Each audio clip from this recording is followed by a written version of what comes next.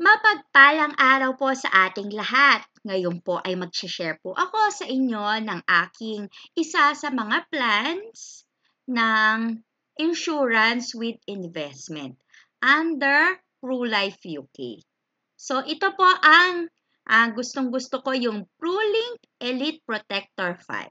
So ito po ay 5 years term plan. So babayaran ko lang po ito ng 5 years. Tapos, mag-grow na po yung aking investment. So, nagkaroon po ako ng aking policy noong June 6, 2022. So, doon po na-issue yung aking policy. Noong date po na yon. So, papakita ko po sa inyo ang aking projected value. So, ito po yun. Ayan. So, ngayon po ay June 2024 na. Noong nakaraan, nag-share din po ako after a year kung worth it ba ang aking pagbabayad sa PruLife UK para sa aking Elite Protector 5. So, after 2 years, so mag-a-update ulit po ako kung nalagpasan ba ang aking projected value o hindi po. Okay, so eto na po. Iko-compare po natin ang projected value at ang actual value. Ito po ulit yung ating projected value. Para sa low o 4% na projected value ay 224,661 and 68. Okay. Pag naman wala po, 0% ang increase. Magkakaroon tayo ng 212,287 centavos. Pag naman mataas po, high, meron tayong 10% projected value. So, ito po ay 243,942 and 20 centavos. So, ito na po ang ating pinakahihintay. So, after 2 years, ito po ang ating actual value. So, after 2 years and 1 day, tiningnan ko po yung aking Prism app. So, June 7, 2024. Ito po ang ating actual fund value. Ayan. Ito po ulit yung projected value ha. Ito po ang ating actual fund value ng June 7, 2024. Yan po ay 306,385 and 22 centavos. So, ayan, na-compare po natin yung projected value at ang actual value. Ano po yung masasabi nyo? Nalampasan po ba yung projected value? O hindi po? Tama, mas mataas pa nga po ang ating actual value. Okay, ngayon po, as of today, nag-check ulit po ako ng aking Prism account. O yung Prism app po ng PruLife UK. So, ito naman po ang ating actual value as of today. June 19, 2024. Ayan po. 318,798 and 91 centavos. So, ilang days lang po ang difference. Simula nung nag-check ako ng 2 years and 1 day. After June 19, after 12 days, ayan, or 13 days, ito na po ang ating actual value. So, makikita nyo po yung difference ng ating mga actual values. So, dito, dahil investment po ito, minsan po tumataas, minsan po bumababa ang ating investment. Pero, thankfully naman po sa aking Pro-Life UK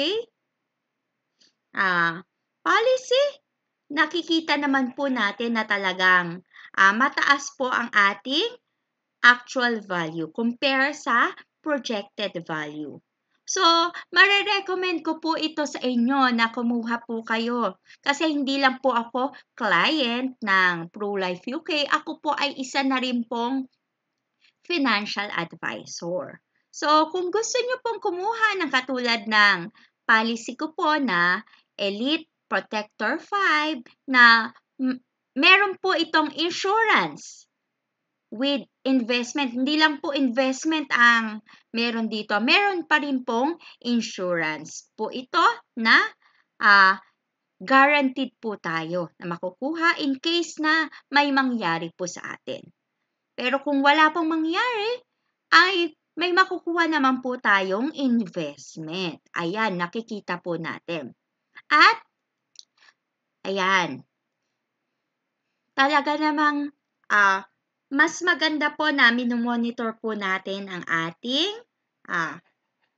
insurance with investment policy.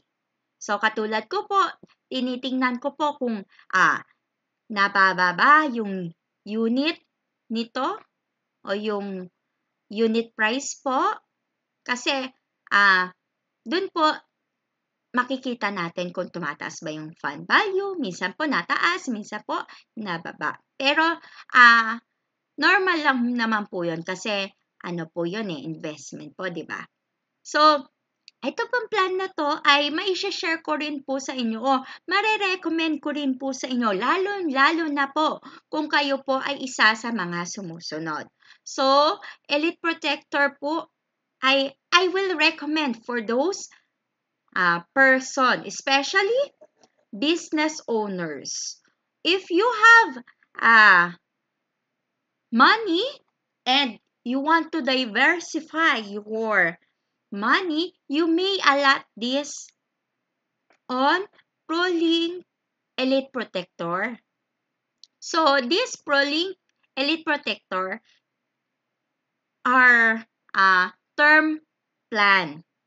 Meron po yung 5-year term, 10 years, 15 years. Kayo po ang bahala kung anong gusto nyong term plan. Pero maganda po yan kung kayo po ay business owner. Para kung in case na yung inyong pinagpapaguran ay hindi po mababaliwala. Meron ka ng insurance, may investment ka pa. Makikita mo mag-grow po in medium to long-term goals. Sumunod naman, ito po ay angkop rin para po sa ating mga OFW workers or yung overseas Filipino workers. Ayan, OFW nga po pala yan. So, mas maganda po na ang ating mga dakilang bayani o yung mga bayani natin na nagpupunta sa ibang bansa, nakikipagsapalaran, bago po tayo magpunta po sana doon sa ibang bansa, siguraduhin po natin na tayo ay naka-insured. Para in case na kung ano man po ang mangyari, ay secure po ang ating family. At pwede po kayong ma-insured katulad ko na financial advisor habang tayo po ay nasa Pilipinas. O kung kayo ay nagbabakasyon, pwede po kayong kumuha ng plan sa mga katulad ko pong financial advisor. Pwede po yon.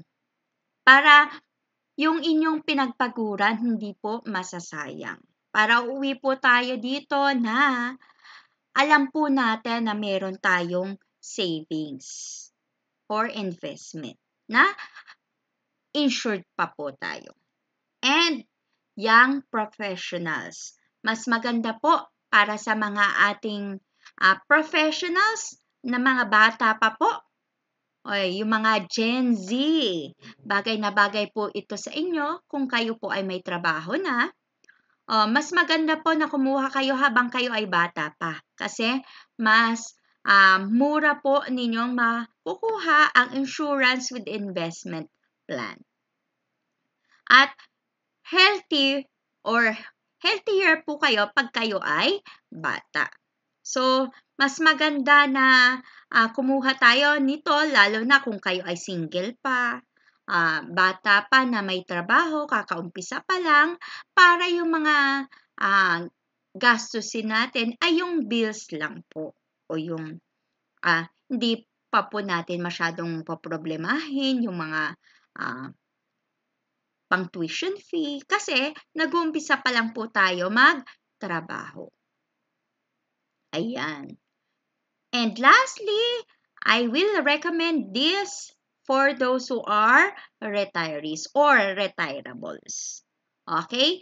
Bakit po? Kasi mas maganda po ito na makuha nyo kasi ito pong plan na po ito ay good and up to 70 years old.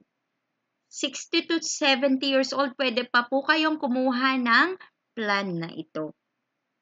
So, may insurance with investment na po ito. In case na may mangyari man po sa atin, sigurado po na ang ating dependent or yung ating beneficiary ay makakakuha ng ating sum assured or yung death benefit. Ito po ay magandang pamana din sa ating mga kapamilya. Lalong-lalo na yung may mga apo, pwede nyo pong ipamana po ito sa kanila o sila po ang maging beneficiary nyo. Okay po? Yun lamang po. Maraming salamat po sa inyong pakikinig. Sana po ay kung gusto nyo pong kumuha nito, i-message nyo lang po ako sa aking social media account. Pwede po sa Messenger o kaya sa YouTube. Pwede po kayo mag-comment tapos paki-message na lang po ako. Yun po, maraming salamat po. Thank you po at God bless po sa ating lahat. Ingat po tayo.